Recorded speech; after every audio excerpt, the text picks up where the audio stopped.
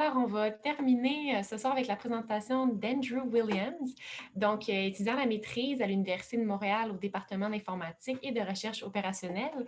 Il travaille sur une méthode numérique, donc une application mobile de recherche de contacts qui offre des recommandations de modification de comportement personnalisées pour lutter contre la COVID-19.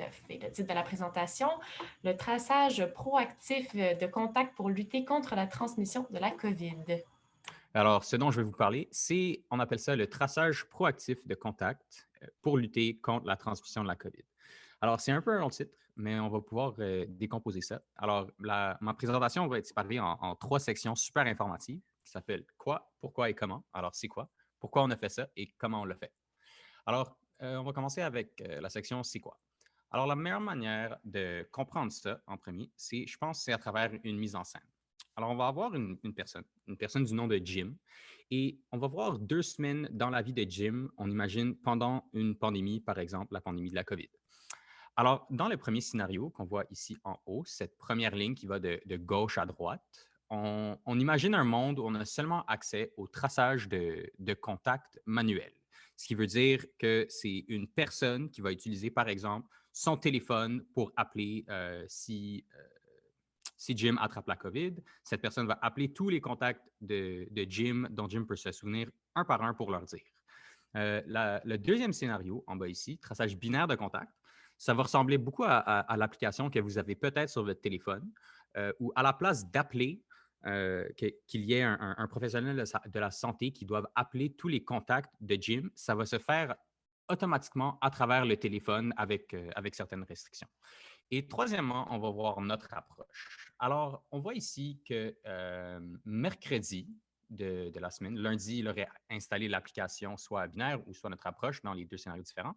Mercredi, Jim s'en va à l'épicerie et il a un contact avec un étranger à haut risque. Par haut risque, on s'entend un étranger qui est, sans le savoir, infecté par la COVID-19 et il a une interaction. Je ne sais pas, l'étranger tousse sur la laitue, Jim ramasse une laitue et soudainement, son risque d'attraper la COVID augmente de beaucoup. Alors là, vendredi, l'étranger commence à présenter des symptômes dans les trois scénarios. Alors, on voit ici que déjà, l'application de notre approche, mercredi, Jim avait reçu un message de cette application lui disant attention, tu as une rencontre à haut risque avec quelqu'un. Peut-être parce que l'autre personne avait aussi l'application, quelque chose comme ça. Mais là, vendredi, l'étranger commence à présenter des symptômes. Et si l'étranger met ça dans sa propre application, eh bien là, Jim va recevoir une autre alerte lui disant attention, tu devrais vraiment faire attention, commence à modérer ton comportement parce que tu as eu un contact avec très haut risque. Et là, le dimanche, les symptômes de l'étranger s'aggravent. Les symptômes s'empirent. Et là, Jim, dans notre approche, reçoit un troisième message lui disant OK, vraiment, écoute, tu as été en contact avec quelqu'un qui a très probablement la COVID. Alors, tu devrais éviter tout contact possible. Et là vient le moment critique. Dans l'approche manuelle de contact et dans l'approche binaire de contact, Jim n'a rien entendu à propos de l'étranger. Il n'a aucune idée c'est quoi la vie de l'étranger, il ne sait pas ce qu'il fait. Mais dans notre approche, à cause des messages que Jim a reçus, il décide de ne pas aller au travail. Tandis que dans les deux autres approches, il va au travail. Alors là, l'étranger, à cause de ses symptômes qui se sont empirés, décide d'aller prendre un test le mardi. Il reçoit le résultat mercredi. Et là, dans le traçage binaire, finalement, finalement, Jim a son résultat, fait que son téléphone va le communiquer avant qu'il soit contacté par la santé publique rendu samedi. Mais ici, on voit la différence critique entre ces deux scénarios. C'est qu'à partir de là, puisque Jim n'est pas allé au travail, Jim n'a pas exposé tous ses collègues à l'infection potentielle de la COVID. Alors là, continuons dans la présentation. Pourquoi est-ce qu'on a fait ça? Alors, on est un groupe de chercheurs depuis environ un an. On voit que presque tous les pays du monde ont pris des mesures comme sans précédent pour instaurer, par exemple, des confinements, de la distanciation sociale et d'autres mesures de santé publique pour contenir la transmission du virus. Euh, Cet effort mondial a inévitablement entraîné des ralentissements économiques et des dommages sociaux. Et c'est finalement en tant qu'équipe de scientifiques, on s'est senti motivé pour développer une technologie avancée afin de contribuer à la lutte contre la pandémie. Et c'est ça que j'espère partager avec vous aujourd'hui. Alors, juste pour un peu comprendre un peu mieux c'est quoi que je veux dire par lutter contre la pandémie. Alors, la pandémie mène à des situations sous-optimales. La meilleure manière, ben, une des manières qu'on peut regarder ça, c'est en considérant ce qu'on appelle des courbes de possibilité de production. Alors, par exemple, on peut considérer deux aspects différents de la société, par exemple ici l'économie et la santé. Et ce point bleu ici, c'est en effet où on était, par exemple, avant la pandémie. Alors, on voit qu'on a comme une certaine c'est juste une quantité abstraite d'économie et de santé.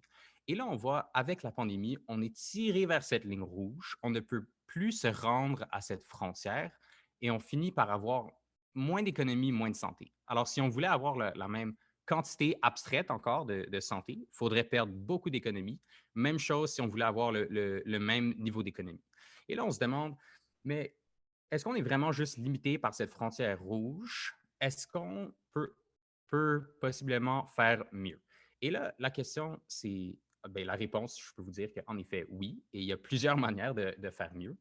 Premièrement, une bonne gestion de la santé publique et macroéconomique, contribuer à contenir la progression de la transmission et aussi permettre à plusieurs familles et entreprises canadiennes de surmonter les obstacles. En tant qu'informaticien, on s'est dit que aussi les technologies pourraient peut-être contribuer et jouer un rôle dans ce processus. Alors, l'innovation clé de notre travail, c'est qu'on pourrait aider à réduire le risque d'infection, alors la propagation du virus, et les dommages économiques en créant une méthode de traçage plus efficace qui va permettre de mieux cerner la maladie tout en évitant le plus possible les quarantaines inutiles. Alors, comment? Et là, on va explorer, on se rappelle notre scénario ici, on a le traçage manuel, binaire et notre approche. Alors, on va comparer les trois méthodes de traçage rapidement. Chaque colonne est une manière de traçage et chaque rangée est un aspect particulier. Alors, on voit dans le traçage manuel les contacts potentiels que Jim aurait pu rencontrer, vraiment les contacts potentiels, surtout ceux qu'on pourrait identifier et possiblement leur dire de s'auto-isoler avant de propager le virus, c'est vraiment juste les contacts desquels Jim se souvient. Alors lui, il va être contacté par la santé publique, ils vont dire tu as eu un résultat positif, peux-tu nous dire avec qui tu étais en contact durant les 14 derniers jours? Et je ne sais pas pour vous, mais moi, ma mémoire n'est vraiment pas aussi bonne que ça. Alors, si je devais me souvenir de tout le monde que j'ai rencontré dans les 14 derniers jours, ces jours-ci, ce n'est pas grand monde parce qu'on est isolé, on l'espère, mais reste que ça peut être une situation très difficile. Cependant, les indices utilisés sont super bien parce on a généralement accès à genre toutes les caractéristiques individuelles, soit l'âge, conditions préexistantes, etc., ainsi que les symptômes de la personne et le résultat de leur test. Mais là, à partir de là, on leur recommande soit, bon, ben, tu es correct, tu n'as pas la COVID, retourne chez toi, vis ta vie normalement, ou on peut dire, ben, tu dois aller en quarantaine.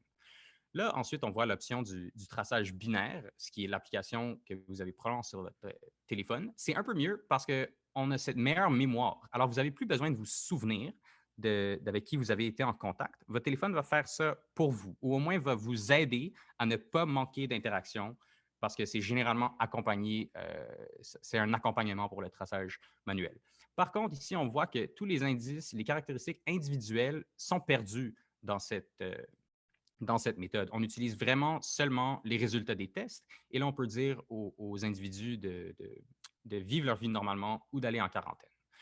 Et là, notre approche, ce qui est surtout intéressant, c'est qu'on a accès à cette même base de contacts que dans le traçage binaire. Alors, on n'a pas des erreurs de mémoire, mais on utilise aussi les caractéristiques des individus pour améliorer le diagnostic. Et à partir de là, deuxièmement, alors, premièrement, on a accès à ces caractéristiques et deuxièmement, on peut faire des recommandations plus personnalisées où ça n'a pas besoin d'être nécessairement binaire de « t'es correct » ou « tu vas en quarantaine ». On peut envoyer des recommandations qui leur disent, par exemple, il faudrait que tu fasses attention, essaie de t'assurer que tu gardes tes distances, porte ton masque quand possible, etc. Juste des rappels. Alors, le cas du traçage proactif, il y a 3 étapes vraiment. On veut prédire l'infectiosité actuelle et passée à l'aide de tous les indices. Ensuite, une fois qu'on a prédit ça, l'infectiosité, genre le niveau de contagion d'une personne, on veut envoyer des messages sécurisés au contact précédent. Et finalement, avec ces messages, une fois reçus par les utilisateurs, on veut leur recommander des comportements selon le niveau de risque estimé. Alors, qu'est-ce qui se passe sur le téléphone? en grande ligne, on va utiliser ces quatre ensembles d'informations et on va les envoyer à un engin d'intelligence artificielle qui va aider à prédire l'historique du risque personnel. Alors, on voit ici, on a les risques des contacts qui proviennent des autres téléphones, ainsi que les symptômes personnels qu'une personne peut rentrer dans leur téléphone, les résultats des tests qui sont surtout utiles, ainsi que les caractéristiques individuelles telles que l'âge ou les conditions préexistantes. Alors, pourquoi l'intelligence artificielle? C'est une tâche vraiment compliquée de décider quel message envoyer. Dans le traçage binaire, la décision est basée sur le résultat d'un test, mais est-ce qu'on peut faire mieux en envoyant des signaux d'alerte précoce? Et on a vu que oui, dans le cadre de Jim avec notre approche. Ça nous permet d'apprendre à décider quel message envoyer de manière automatisée. Et je vais finir ici avec les résultats de nos simulations, où on voit que le nombre de cas cumulatifs est plus bas pour le traçage proactif, mais le nombre de quarantaines ici, le pourcentage de quarantaine est vraiment plus bas.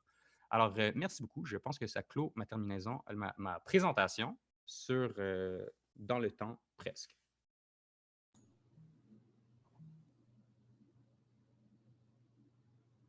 D'accord, donc merci. On a une première question qui va comme suit.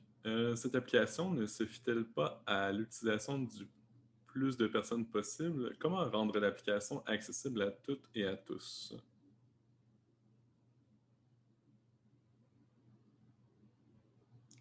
On a de la misère avec le micro, je crois. Et maintenant? Oui, ça fonctionne. OK. Oui, désolé. Oui, c'est un très bon point. C'est une excellente question. Alors, les applications comme ça nécessitent un téléphone intelligent. Et si on veut rendre l'accessibilité à tout le monde pour cette application, c'est nécessaire de considérer, par exemple, des petits engins qu'on pourrait distribuer aux gens qui ont pour seule fonction de participer au réseau de contacts comme ça. Mais c'est aussi important de se souvenir que ces outils-là ne sont pas faits pour être utilisés indépendamment. C'est plus qu'ils font partie d'un ensemble d'interventions en santé publique qui travaillent ensemble. Mais oui, c'est une très bonne question en termes d'accessibilité. D'accord, merci. On continue avec une question qui, cette fois-ci, nous vient de Louise Ringuette. Si la personne ayant reçu une alerte d'une infection potentielle n'a plus d'argent et prend le risque de tout de même aller travailler, sera-t-elle passible de sanctions? Et si oui, comment ces sanctions auront-elles un impact encore plus grand sur sa vie économique? Ça, ce n'est pas une question pour moi. Ça, je pense que c'est une question pour les politiciens qui vont en effet décider d'utiliser cet outil ou pas. C'est une très bonne question et il faut regarder, par exemple, si on veut, en général, l'application, de la manière que nous on l'a formulée, c'est des recommandations de comportement. Donc, on n'a pas implémenté de sanctions sur les gens. Mais c'est un sujet intéressant. D'accord, je continue avec cette fois-ci une question de Gabriel Martin. Il y a environ 9 mois, on entendait parler d'une application de traçage nommée COVID qui faisait penser à votre approche et semblait très bien. Savez-vous pourquoi elle n'a pas été retenue? C'est en effet la même application. C'est l'application COVID. Je ne l'ai juste pas nommé COVID dans cette présentation, mais oui, c'est exactement cette application. De ce que je comprends, c'était une décision très compliquée pour le gouvernement, mais je ne sais pas s'il y a nécessairement beaucoup de transparence dans leur processus de décision. D'accord, merci. Et on a aussi, encore une fois, une question, cette fois-ci de Raphaël Thiémonge. Comment valiez-vous que les intelligences artificielles aient bien été entraînées?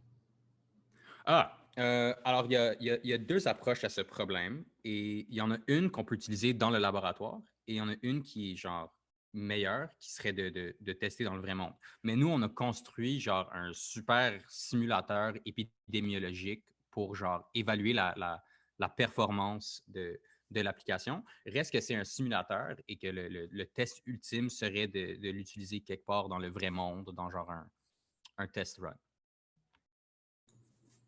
Super, merci. Je n'ai pas d'autres questions, donc je repasse la parole à Célia. Super. Donc, ben, on a terminé les présentations pour ce soir. Je tiens à remercier toutes celles et ceux qui ont présenté ce soir dans le cadre de l'événement Santé numérique. Pour En fait, avant la remise des prix, je vais laisser la parole aux organisateurs de Bistro Brain, Science 101 et le Fresque pour la promotion des prochains événements. Donc, Alexis, je te laisse la parole. Oui, ben, on est super content, puis c'est trop bien de dire là, que jusqu'à la mi-juin, on va avoir une programmation de 2 semaines. Le prochain événement, si je ne m'abuse, c'est le 14 avril, qui va s'intituler Passé et futur. Donc, ça va être une rencontre de l'histoire et du génie. Sinon, on vous invite à suivre notre page Facebook ou encore Twitter, Instagram pour rester à l'affût.